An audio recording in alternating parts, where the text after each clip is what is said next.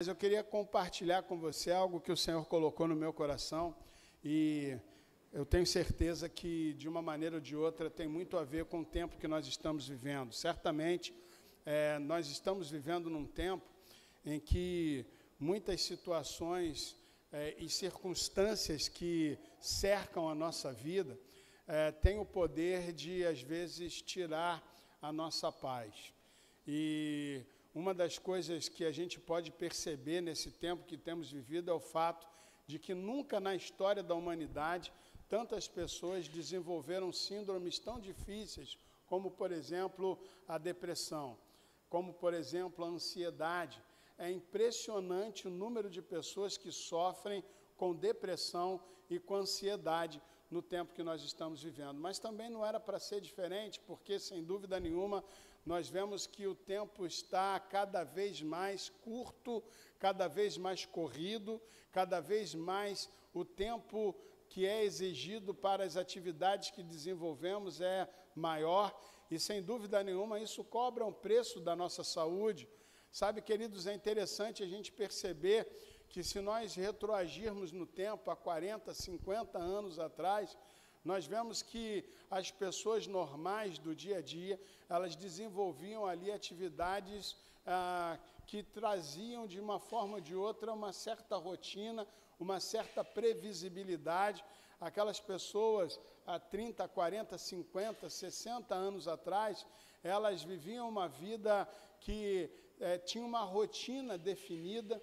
Você desenvolvia ali 2, 3 atividades no dia, os mais atarefados. Agora nós desenvolvemos dezenas de atividades diariamente. A dinâmica daquilo que temos vivido tem sido cada vez mais uma dinâmica de correria, de preocupações e mais de busca por aumento de desempenho.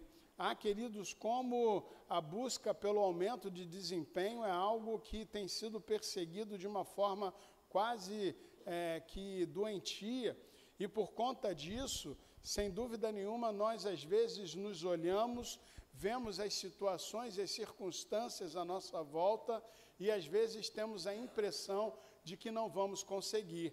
Mas eu quero te dizer nessa noite, eu te digo isso em nome de Jesus, nós já conseguimos, porque não depende de nós, depende da ação do nosso Deus. Certamente, queridos, quando nós encaramos as circunstâncias daquilo que estamos vivendo, nós vemos que muitas vezes as circunstâncias que nos envolvem não são boas. E eu tenho certeza, se eu perguntar aqui para cada um de nós, nessa noite, cada um de nós irá elencar situações na nossa vida que não estão bem. E sabe, sem dúvida nenhuma, tem momentos na vida da gente que a gente olha e parece que nada está dando certo. Você já viveu isso? Parece que nada se encaixa, que nada está no lugar. E você, por mais esforço que faça, por mais dedicação que você tenha, parece que as coisas não se encaixam.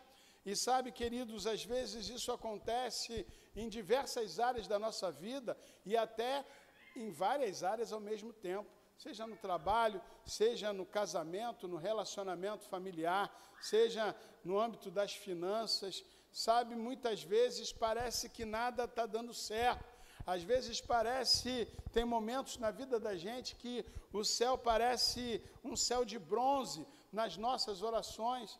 E muitas vezes nós temos a impressão como que se Deus não estivesse ouvindo aquilo que temos colocado diante dele.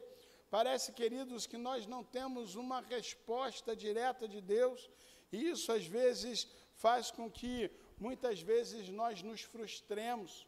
Sabe, parece, às vezes, dá a impressão, às vezes, de que os nossos esforços, tudo aquilo que fazemos, a nossa dedicação e nosso empenho, não trazem os resultados que esperávamos. Você já viveu isso?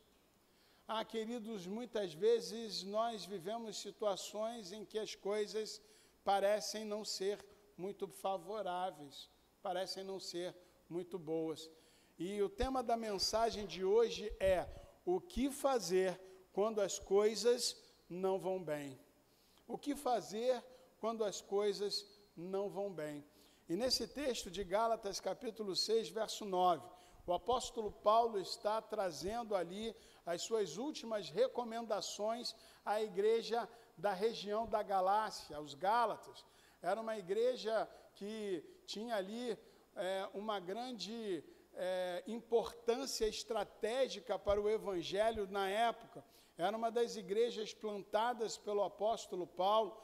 E então Paulo estava ali trazendo recomendações àquela igreja, e dentre as recomendações que Paulo estava trazendo àquela igreja, ele estava ressaltando o fato da necessidade de os gálatas permanecerem firmes diante do Senhor, diante da presença de Deus nos momentos de adversidade. E como é importante entendermos que o Senhor espera que estejamos firmes em tempos difíceis, em tempos de adversidade. E o apóstolo Paulo estava então ensinando aos gálatas que eles precisavam manter-se firmes em tempos quando as coisas não estavam indo tão bem. E sabe, queridos, nesse texto de Gálatas 6, verso 9, o apóstolo Paulo nos traz um ensinamento muito importante para o tempo da adversidade. Olha o que o apóstolo Paulo diz no texto: e não nos cansemos de fazer o bem, pois no tempo próprio colheremos, se não desanimarmos. Repita comigo: se não desanimarmos. Ah, queridos, como é interessante o texto que o apóstolo Paulo nos coloca aqui. Sabe, queridos, o que Paulo está dizendo aos Gálatas e também a nós aqui nessa noite? Paulo está dizendo que nós fomos chamados por Deus para um propósito. Esse propósito é bom, esse propósito é um propósito perfeito, esse propósito é um propósito estabelecido por Deus com a finalidade de que glorifiquemos ao Senhor naquilo que vivemos e que naquilo que vivemos também tenhamos paz, tenhamos plenitude, porque o propósito de Deus para a tua vida é bom, perfeito e agradável. E sabe, queridos, nesse contexto, então, o apóstolo Paulo está dizendo aqui que nós não podemos nos cansar de fazer o bem. Mas eu posso certamente confirmar para você que fazer o bem, quando nós não estamos bem, não é fácil. Fazer o bem, quando nós estamos passando por situações difíceis, não é fácil. Ah, queridos, como é difícil, às vezes, nós enxergarmos o bem, nós vivermos o bem, nós fazermos o bem, quando as coisas na vida da gente não estão bem.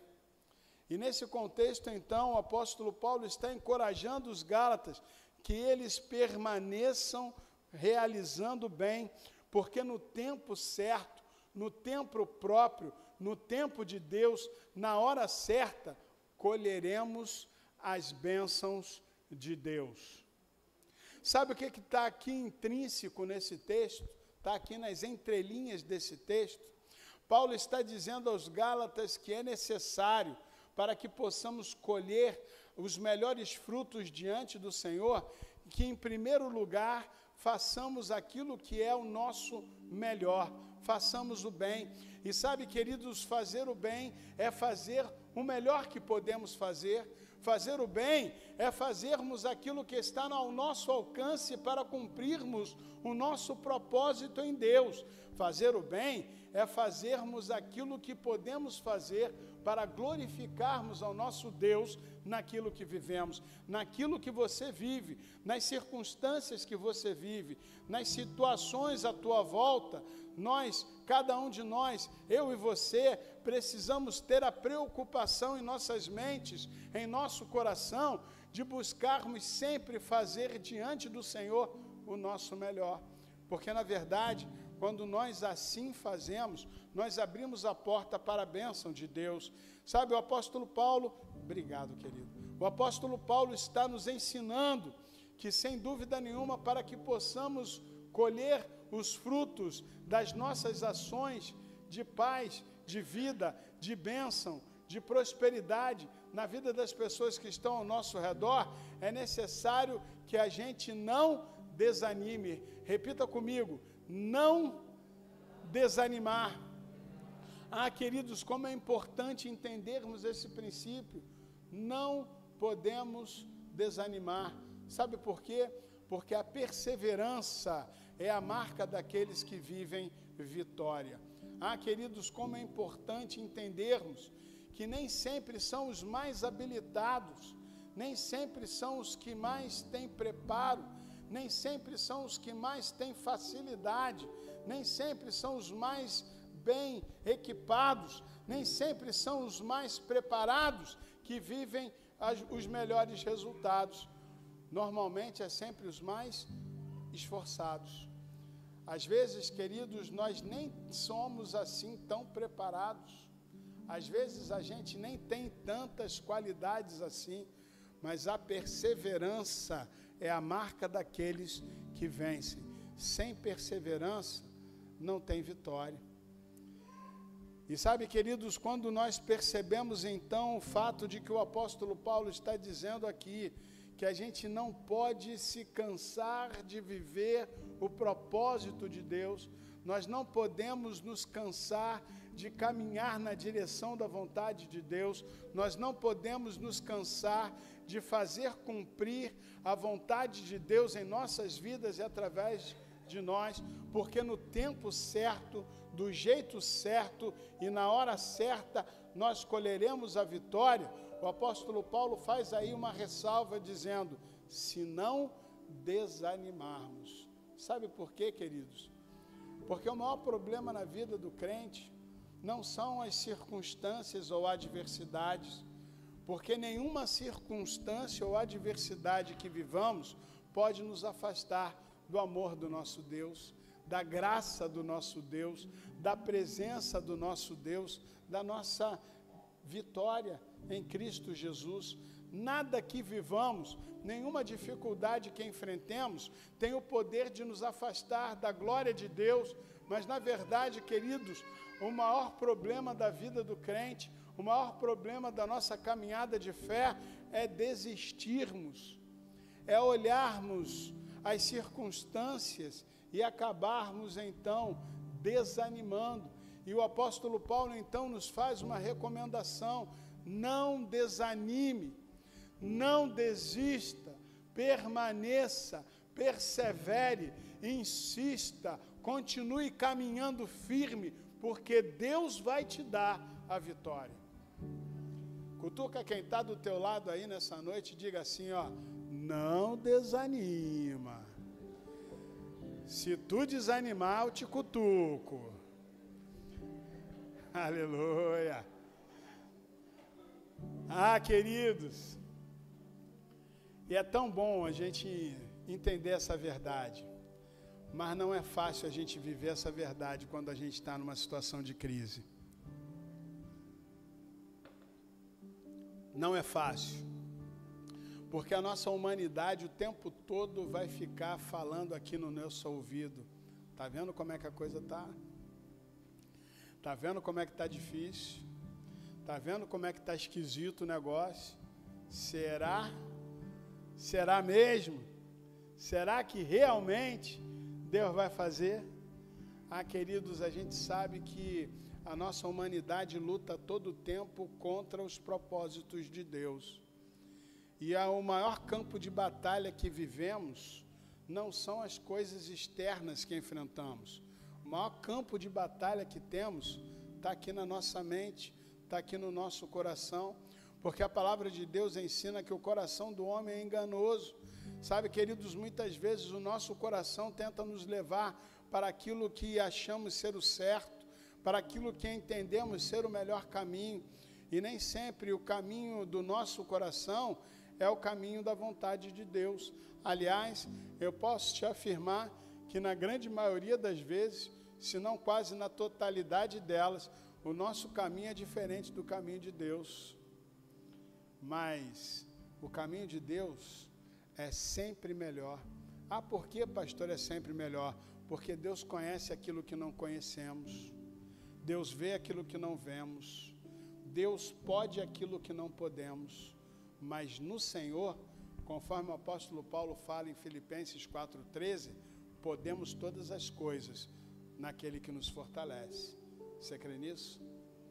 Então, o que fazer quando as coisas não vão tão bem? Em primeiro lugar, nós não podemos desistir. Diga assim: eu não posso desistir. Mas você pode falar isso com mais convicção, para cair aqui na mente, no coração, você introjetar essa verdade nessa noite, em nome de Jesus. Levanta o teu dedo para o alto aí, ó, cheio de autoridade, e diga assim: eu não posso desistir. De novo, eu não posso desistir. Aleluia. Nós não podemos desistir, irmãos. Sabe por quê? Porque a despeito de todas as circunstâncias, independentemente das situações à nossa volta, nós precisamos continuar, porque pessoas que desistem se arrependem.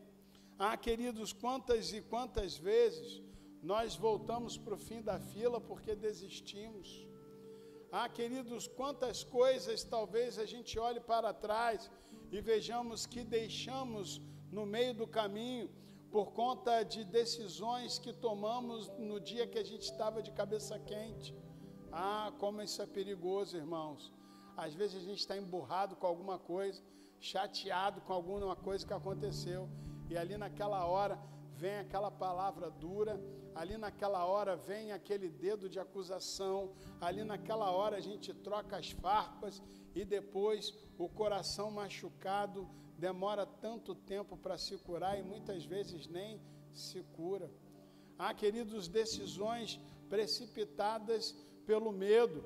Você já percebeu que muitas vezes quando as pessoas entram num contexto de medo, elas tomam decisões para se proteger, elas tomam decisões para evitar o risco, e muitas vezes isso faz com que elas se coloquem numa posição de não viverem tudo aquilo que podiam viver, porque o medo as afastou da vitória. Queridos, se está difícil e desistimos, as coisas pioram. Pioram porque, na verdade, quando desistimos de viver o propósito de Deus, nós então vivemos o propósito da nossa própria vontade. E quando vivemos a nossa própria vontade, vivemos sem a cobertura da presença de Deus. E sem a cobertura da presença de Deus, é igual sair ali na chuva. Eu tive que ficar 10 minutos esperando a chuva dar uma baixadinha para eu poder sair do carro, porque se eu saísse do carro sem o guarda-chuva, sem a proteção, eu ia me molhar. E sabe, queridos, quantas vezes nós estamos nos molhando porque esquecemos a proteção do Espírito Santo de Deus, porque desistimos. Queridos, nós não podemos complicar mais ainda a nossa situação com a desistência. Começou, querido, vai até o fim, Deus é contigo, você vai vencer. Meus amados, quando nós não estamos bem no casamento, quando não estamos bem no ministério, quando não estamos bem no trabalho, não podemos complicar a nossa vida fazendo aquilo que Deus não nos chamou para fazer, deixando de fazer aquilo que Deus mandou fazer. Persevera, não desista, Deus é contigo, Deus vai te dar a vitória. Imagina, querido, se Abraão tivesse desistido. Aos 75 anos de idade foi chamado para o propósito de Deus. Imagina, 75 anos de idade. Já devia estar com dor nas costas. Já devia de ter ali uma osteoporose ali querendo pegar. Já devia de ter ali uma dor na junta, né? Sabe, queridos, com 75 anos esse homem foi compelido por Deus para dizer o seguinte: sai da tua terra, do meio dos teus parentes, e vai andando errante pelo caminho para um lugar que eu ainda vou dizer para você qual será. Com 75 anos, querido, a gente só quer que caia a aposentadoria do INSS no dia certinho.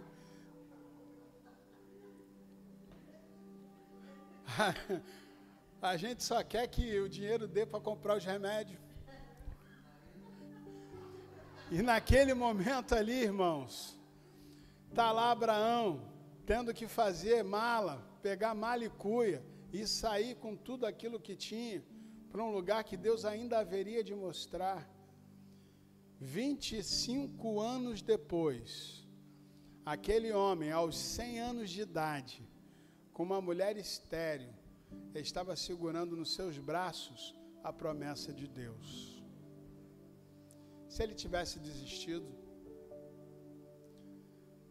queridos, quando a gente pensa, por exemplo, em José,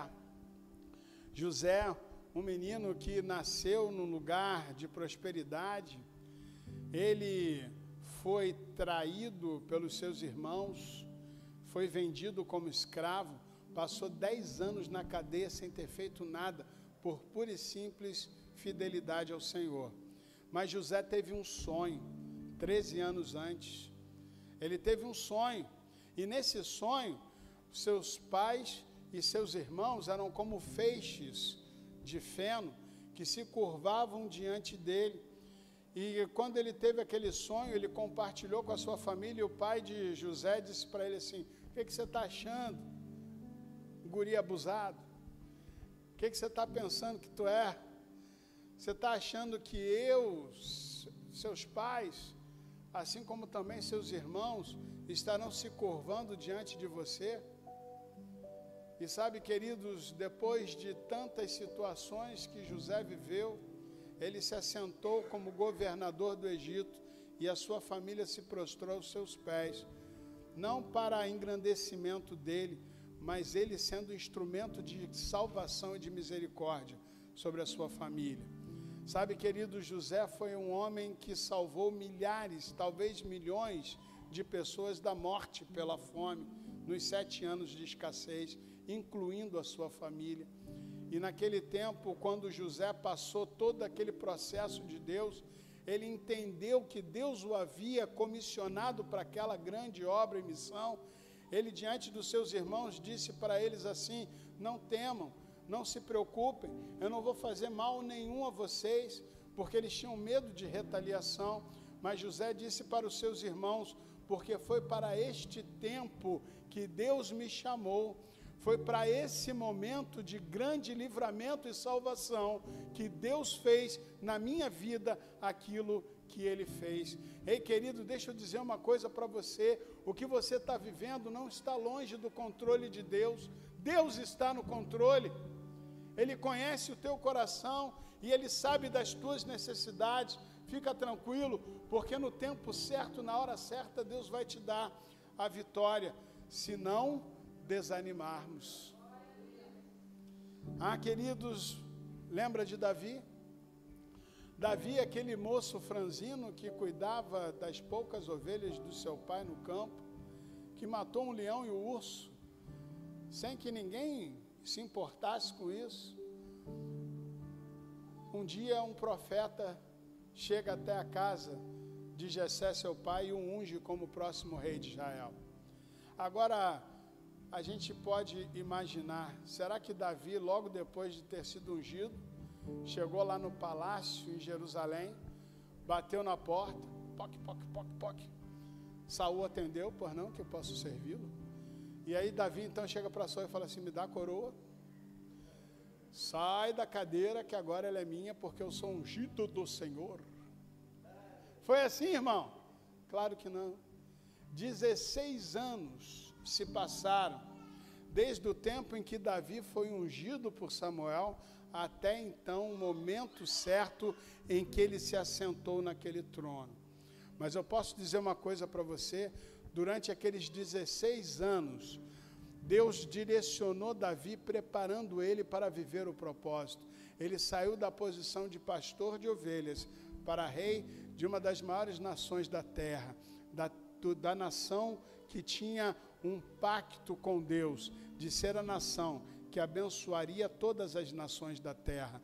E sabe por que isso aconteceu? porque o Davi que sentou lá naquele trono que colocou na sua cabeça aquela coroa, já não era mais o Davi que estava sendo ungido por Samuel, assim como também o José que sentou lá no trono do Egito como governador do Egito, já não era mais aquele José que havia saído lá do meio dos seus parentes na região de Canaã, assim como também aquele Abraão aos 100 anos de idade, que estava com Isaac no seu colo, já não era mais o Abraão que havia saído da região de Ur dos Caldeus, do meio da sua parentela, porque nesse processo Deus foi transformando, mudando o caráter, transformando as circunstâncias, mudando a mentalidade, de tal maneira então que aquelas pessoas, ao receberem de Deus a vitória, a bênção, já não eram mais as mesmas, porque haviam sido preparadas pela mão de Deus para viverem um propósito. Aquilo que você e eu estamos enfrentando hoje, aquilo que estamos experimentando hoje, aquilo que estamos vivendo hoje, se estiver debaixo da direção de Deus, é ferramenta para crescimento e para vivermos o propósito. Você crê nisso? Deus tem um propósito para as nossas vidas. Em segundo lugar, além de você não desistir, decida que você e eu não vamos mais nos atolar em um poço de autopiedade. Queridos, a autopiedade é algo que precisamos lutar contra. Sabe o que é autopiedade? É aquele sentimento de vida, azar, sabe? É aquele sentimento de coitadinho eu não merecia isso. Por que Deus? Por quê? Sabe, queridos, a autopiedade faz com que a gente tenha pena de nós mesmos, faz com que a gente se magoe com as circunstâncias que nos sobrevêm, faz com que a gente se sinta injustiçado, que a gente se sinta pessoas que estão vivendo aquilo que não merecem. E querido, eu posso dizer para você uma coisa: talvez aquilo que você esteja vivendo não seja provocado pelas suas atitudes, mas se você está debaixo da direção de Deus, fica tranquilo, porque tem propósito. E sabe, meus amados, a autopiedade às vezes faz com que a gente feche o nosso coração para ouvirmos a voz de Deus, porque às vezes a gente fica magoado com Deus, a gente às vezes fica chateado com Deus, a gente às vezes toma um beliscão, aperta um pouquinho o cinto, toma uma decepçãozinha pela frente, e isso já se torna motivo para que a gente então desista, para que a gente então se magoe, para que a gente então tenha a justificativa para que não vivamos o propósito de Deus. Queridos, quantas pessoas andam magoadas e feridas por palavras que foram ditas por pessoas. Quantas pessoas estão longe do propósito e da vontade de Deus, porque se sentiram feridas por situações que viveram em suas vidas, por dores que enfrentaram, por decepções que viveram. E eu não quero entrar no mérito das condições e das situações que podem acometer as nossas vidas, mas eu posso dizer uma coisa para você, sabe, querido, Jesus já nos ensinou, já nos preparou para situações assim, quando ele disse aos seus discípulos: no mundo tereis aflições. Queridos, teremos aflições, e as aflições mais difíceis que passamos é quando nós estamos em lugares que entendemos ser lugares seguros. As piores aflições que temos, às vezes, é dentro da nossa casa, com a nossa família, com palavras que nos são ditas por pessoas que amamos e que nos ferem e que nos machucam e que nos magoam e que nos entristecem. Muitas vezes, queridos, aflições as mais difíceis que vivemos são no âmbito da igreja, de irmãos nossos, pessoas que estão aqui conosco, caminhando em fé, e que muitas vezes ou algumas vezes nos ferem com ações, atitudes, palavras. Mas deixa eu dizer uma coisa para você, querido: nós não podemos olhar para circunstâncias ou pessoas, nós precisamos olhar para Jesus, autor e consumador da nossa fé. Porque se fazemos aquilo que fazemos por causa de pessoas, por causa de situações ou circunstâncias, estamos fazendo pelos motivos errados. Enquanto Pedro estava olhando para Jesus, Pedro estava andando sobre o mar.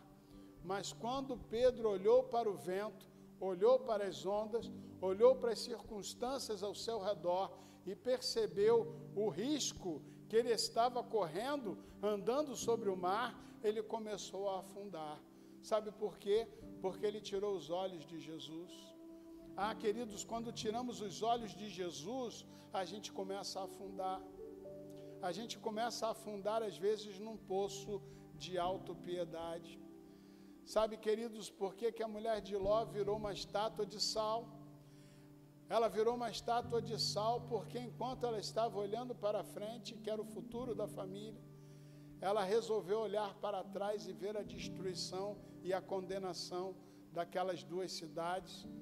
E quando ela fez isso, ela desobedeceu ao propósito de Deus, porque Deus havia dito para ela e sua família: não olhem para trás, olhem para frente, porque o futuro está lá na frente. Sabe, queridos, a vontade de Deus está lá na frente, o propósito de Deus está lá na frente, e as coisas velhas já passaram, e eis que tudo se fez novo. Nós não vivemos de passado, porque o passado já passou, mas nós vivemos olhando para Jesus, autor e consumador da nossa fé.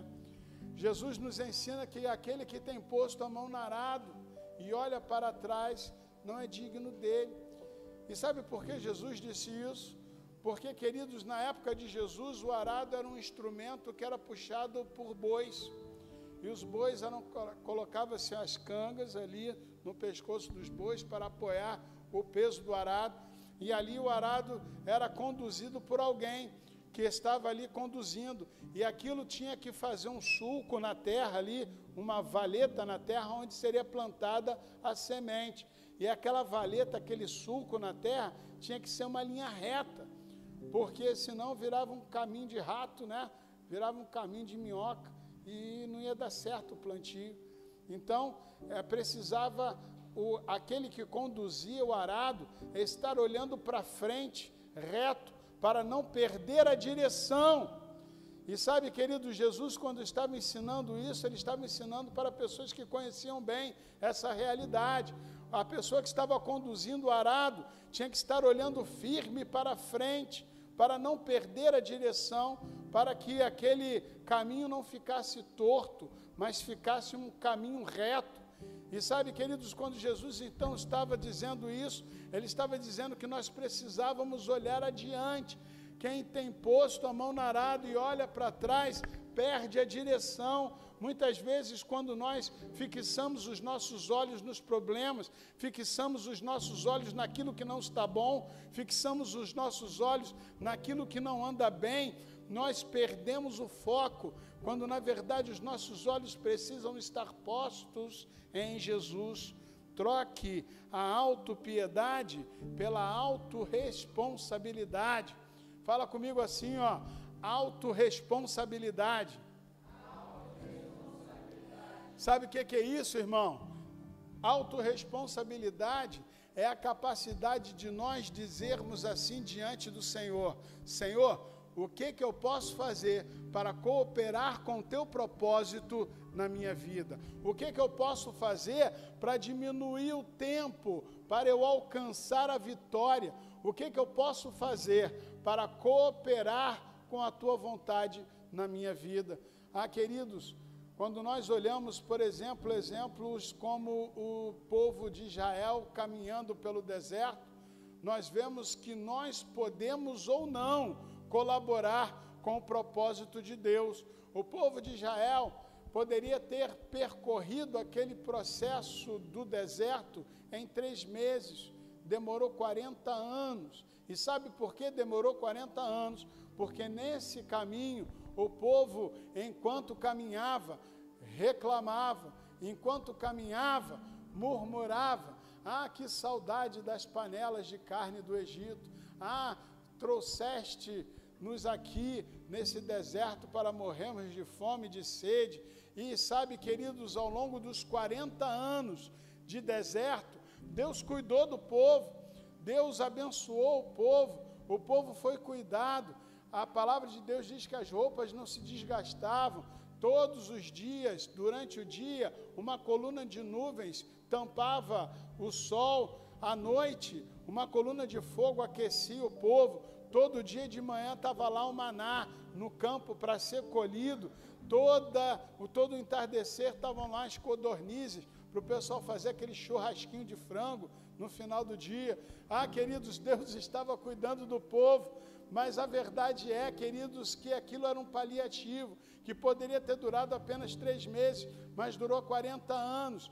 Às vezes, queridos, nós podemos estar vivendo paliativos de Deus, vivendo debaixo da misericórdia de Deus, vivendo cuidado de Deus, mas num momento de transição, num momento que deve ser apenas um momento de passagem, porque na verdade, meus amados, quando nós trocamos a autopiedade pela autorresponsabilidade, nós nos conscientizamos que podemos, com as nossas atitudes, cooperar na direção da vontade e do propósito de Deus.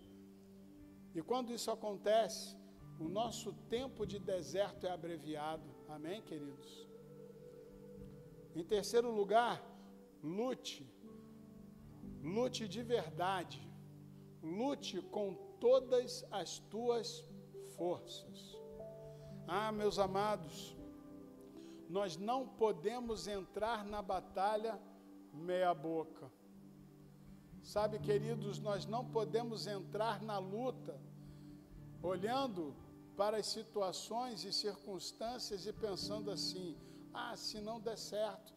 Querido, se você pensa na possibilidade de não dar certo, já não deu, porque na verdade, se nós não entendermos que somos já mais do que vencedores, é porque na nossa mente, no nosso coração, nós já não tomamos posse dessa verdade. A gente não pode pensar de alguma maneira em entregar-nos parcialmente para o propósito de Deus. Entregue-se completamente nas mãos do Senhor. Entra de cabeça, irmão. Não olha para trás, segue em frente. Lute e lute com todas as tuas forças na direção do propósito de Deus, na direção da vontade de Deus. Lute com todas as tuas forças para sair dessa circunstância que você está vivendo. Querido, talvez você precise lutar contra um pecado, talvez você precise lutar contra situações do passado que tentam ressuscitar. Talvez você precise lutar com todas as tuas forças para reconquistar o teu relacionamento familiar. Talvez você precise lutar com todas as tuas forças para abrir mão das tuas próprias razões para viver o propósito de Deus. Eu não sei quais são as lutas que você precisa enfrentar, mas eu declaro nessa noite, em nome de Jesus, que eu e você já somos vencedores em Cristo Jesus, nosso Senhor, nosso Salvador, a razão da nossa fé. Em quarto lugar, decida não dar atenção às vozes contrárias. Meus amados, muitas vozes às vezes aparecem para tentar nos afastar do propósito de Deus. Deixa eu dizer uma coisa para você, anote isso aí no teu caderninho aí no coração. Sempre quando Deus vai trazer sobre a nossa vida uma vitória, uma bênção, algo especial, algo importante para o propósito de Deus, vai aparecer uma voz com uma proposta diferente. Jesus, antes de começar e iniciar o seu ministério, ele jejuou por 40 dias e 40 noites. E aí então ele foi visitado por Satanás. O diabo tentou de todas as maneiras possíveis afastar Jesus do seu propósito. Tentou de todas as maneiras possíveis fazer com que Jesus desistisse do seu chamado. Mas é interessante entendermos que Jesus era o Filho do Deus vivo. Era alguém que fora concebido sem pecado pela ação do Espírito Santo de Deus. Jesus era alguém que estava ali cheio do Espírito Santo e da glória de Deus para realizar a maior missão de todos os tempos. E mesmo assim, Jesus, antes de começar o seu ministério, antes de iniciar o seu propósito, ele foi tentado por Satanás, que tentou de todas as maneiras afastá-lo do seu propósito. Querido, se Jesus viveu isso, imagina eu e você. Somos tentados todo o tempo a desistirmos, a abrirmos mão dos nossos propósitos em Deus. Todo o tempo, situações, circunstâncias, o mundo que nos cerca, as vozes contrárias tentam nos afastar da vontade de Deus. E nós precisamos entender que na adversidade o diabo vai levantar pessoas para falar besteiras, para nos derrubar. Queridos, muitas vezes a estratégia do inimigo é oferecer uma grande oportunidade no momento em que Deus está abrindo uma grande porta. E sabe por que isso acontece?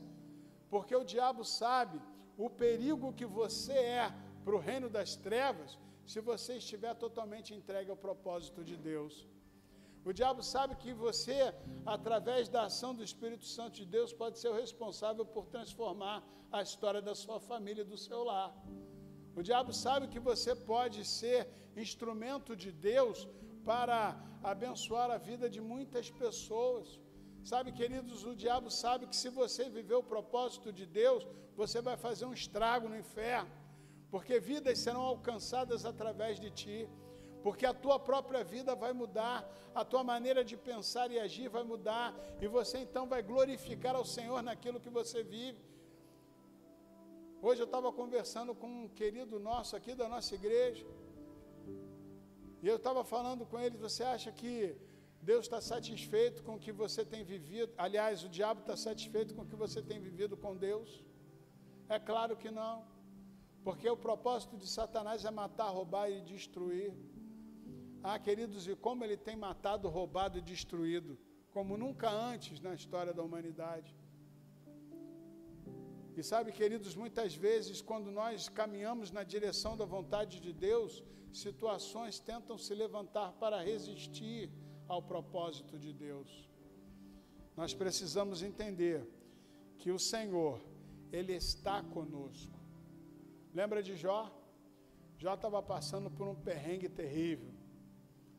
Dor, sofrimento, situação de saúde, perdeu tudo que tinha, seus filhos. E aí os seus amigos vieram consolar. Eita, eu pagava para eles não virem. Foram lá os amigos de Jó.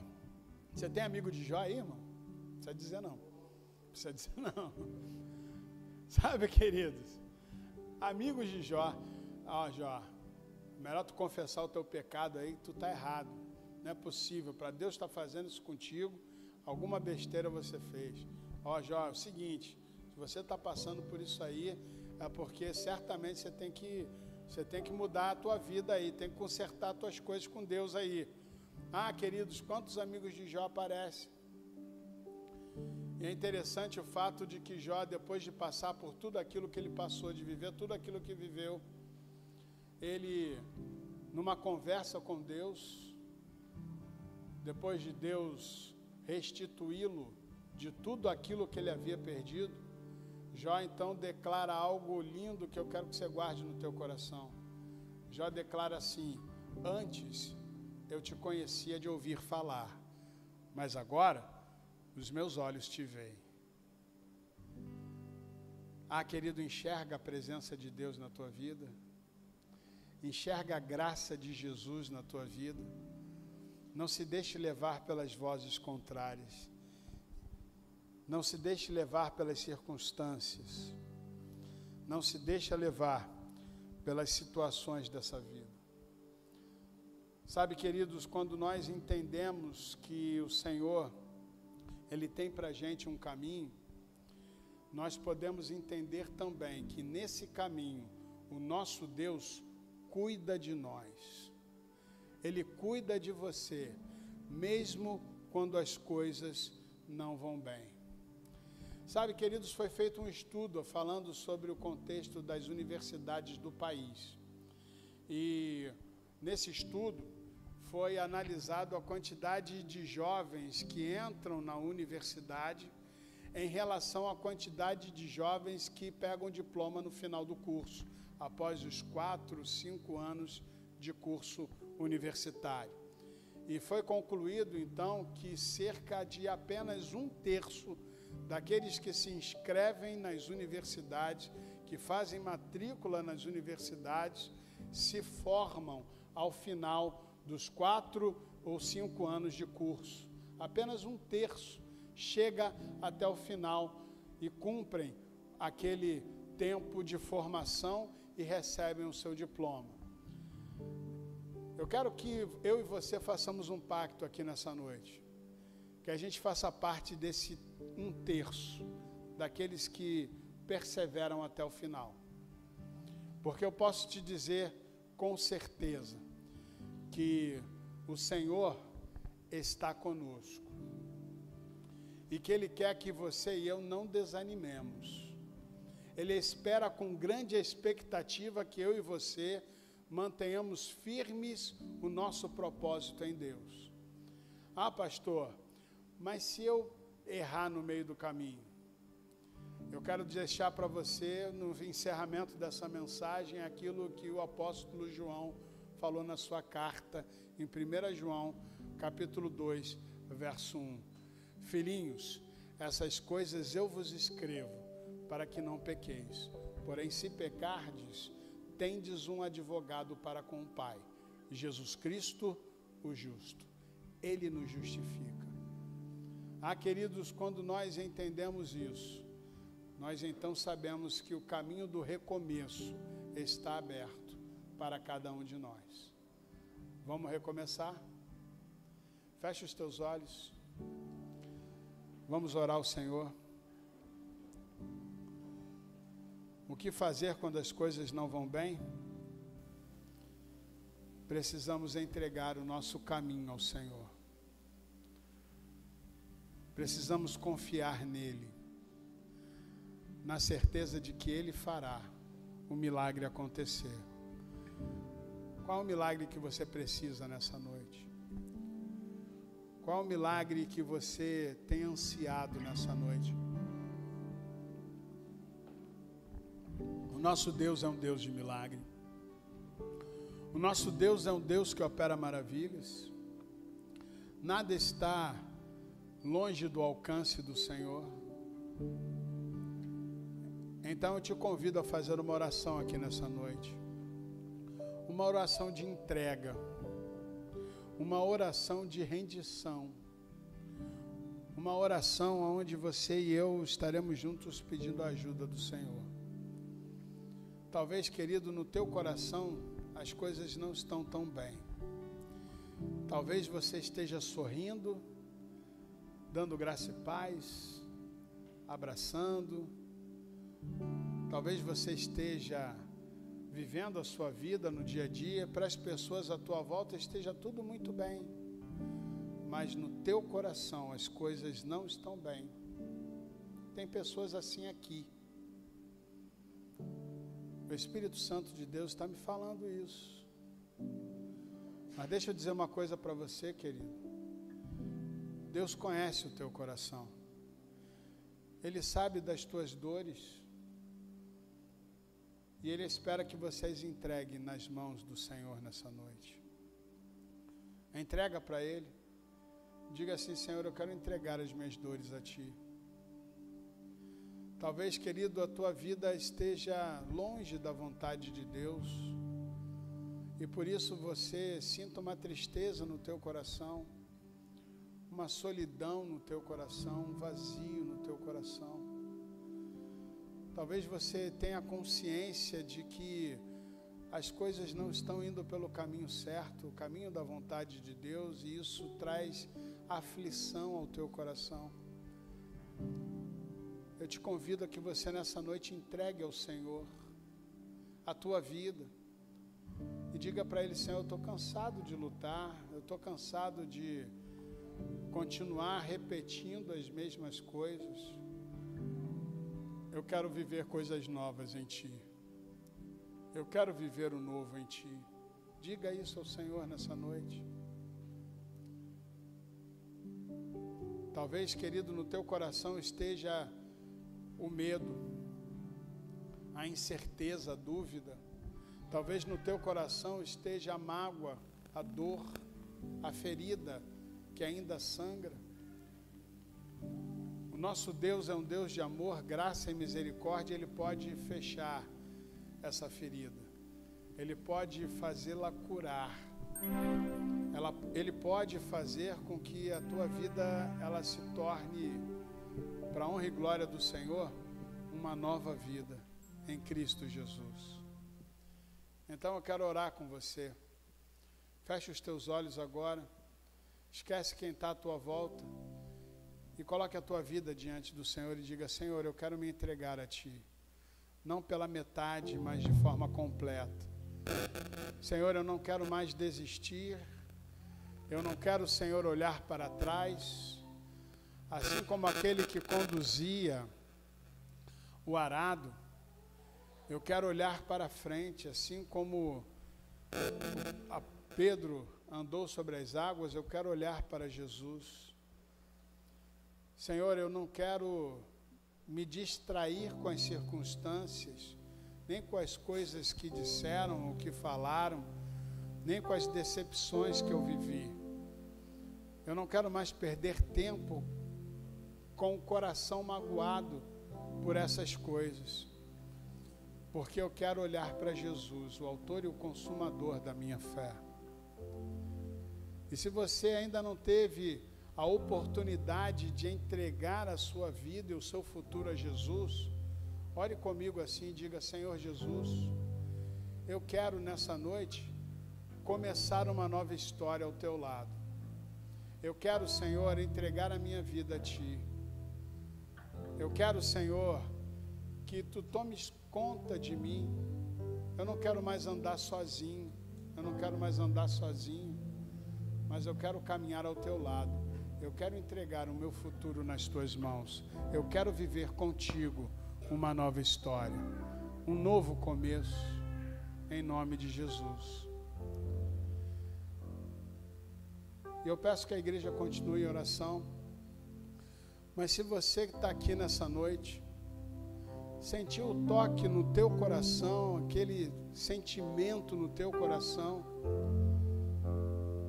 desejo de começar uma nova vida em Jesus, de recomeçar, de deixar para trás as coisas que para trás ficaram e de agora começar uma nova história ao lado de Jesus. Se você sente o desejo no teu coração de entregar a tua vida a Jesus nessa noite, eu queria te conhecer para estar orando com você, para estar colocando a tua vida diante do Senhor. Eu te convido a que você levante uma das suas mãos e abaixe logo em seguida, para que eu possa identificar você e orar por você nessa noite. Há alguém aqui nessa noite que quer tomar essa decisão por Jesus, que quer entregar a sua vida ao Senhor? Levante bem alto a sua mão para que eu possa ver você, para que eu possa estar orando por você aqui nessa noite. Alguém? Não perca essa oportunidade de viver esse recomeço em Cristo Jesus. Não perca essa oportunidade de entregar diante do Senhor o teu futuro. Há alguém? Glória a Deus. Vamos ficar de pé, queridos, e vamos adorar ao Senhor. Feche os teus olhos nessa noite e glorifique a Ele. Exalte ao nome do nosso Deus. Faça dessa canção uma oração nesse momento, em nome de Jesus. O fogo não me queima, as águas não vão me afundar, pois estás comigo. Aleluia.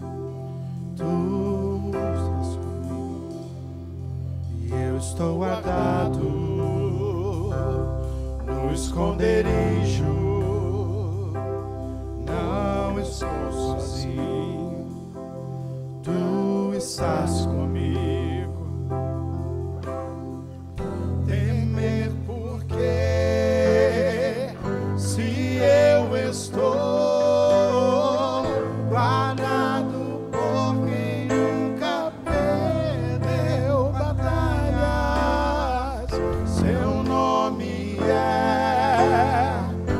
Jeová Jireh, irás prover de novo. Eu creio em ti. Haja o que houver, venha o que vier, Irás prover de novo. Eu creio em ti. eu não vivo do que vejo, vivo do que creio. Irás prover de novo.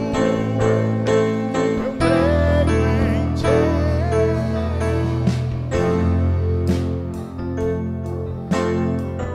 Talvez você esteja aqui nessa noite e